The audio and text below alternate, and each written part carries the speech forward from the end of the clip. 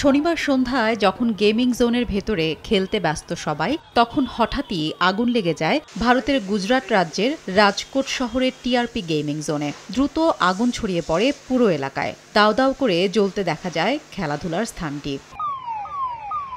খবর পেয়েই আগুন নেভানোর কাজ শুরু করে ফায়ার সার্ভিস। শুরু হয় উদ্ধার কাজ।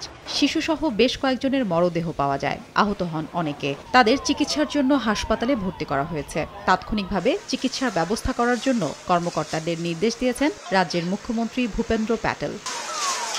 স্থানীয় বিধায়ক জানান, গেমিং জোনে মর্মান্তিক এমন আগুনের ঘটনা রাজকোটের ইতিহাসে এই প্রথম। গেমিং জোনের মালিককে আটক করা হয়েছে। বিশেষ তদন্ত দল আগুন লাগার কারণ তদন্ত করছে। পুলিশ জানিয়েছে, আগুনে যাদের মৃত্যু হয়েছে তাদের দেহগুলো সম্পূর্ণ পুড়ে যাওয়ায় তাদের শনাক্ত করা কঠিন হয়ে পড়েছে। নগদে ৫০০ টাকা বা তার বেশি পেমেন্টে পেতে পারেন ঢাকায় জমিসহ ২০ কোটি টাকার পুরস্কার।